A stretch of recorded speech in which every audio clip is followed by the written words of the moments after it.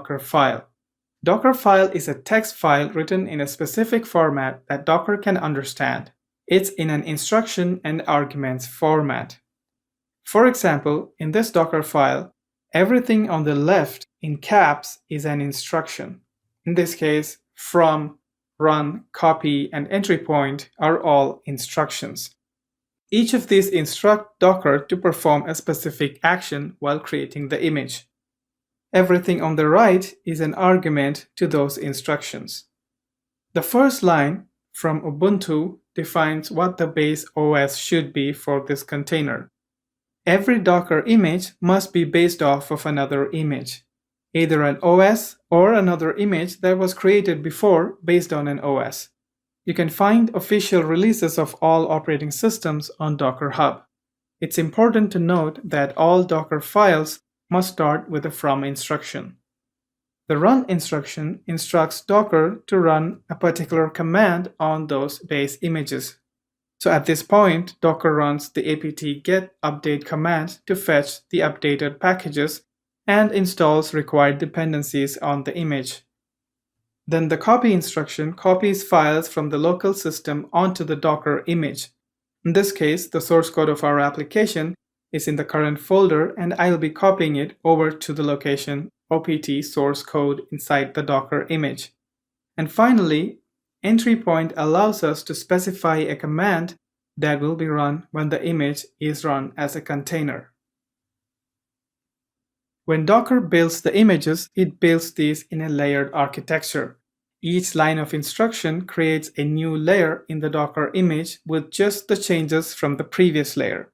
For example, the first layer is a base Ubuntu OS, followed by the second instruction that creates a second layer which installs all the apt packages, and then the third instruction creates a third layer with the Python packages, followed by the fourth layer that copies the source code over, and the final layer that updates the entry point of the image.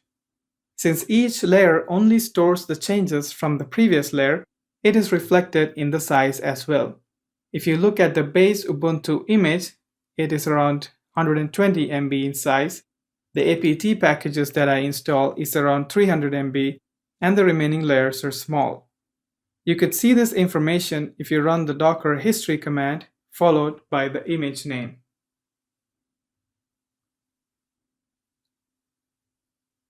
When you run the Docker build command, you could see the various steps involved and the result of each task.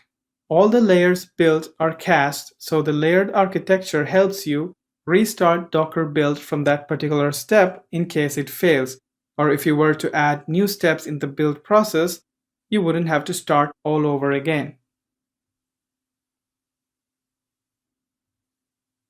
All the layers built are cached by Docker. So in case a particular step was to fail, for example, in this case, step 3 failed, and you were to fix the issue and rerun Docker build, it will reuse the previous layers from cache and continue to build the remaining layers.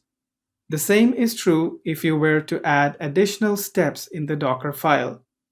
This way, rebuilding your image is faster, and you don't have to wait for Docker to rebuild the entire image each time.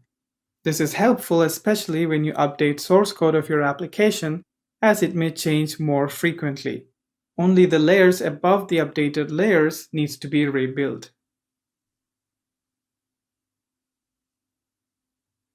We just saw a number of products containerized, such as databases, development tools, operating systems, etc. But that's just not it. You can containerize almost all of the application, even simple ones like browsers or utilities like curl, applications like Spotify, Skype, etc. Basically, you can containerize everything. And going forward, I see that's how everyone is going to run applications.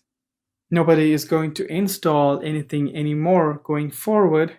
Instead, they're just going to run it using Docker. And when they don't need it anymore, get rid of it easily without having to clean up too much.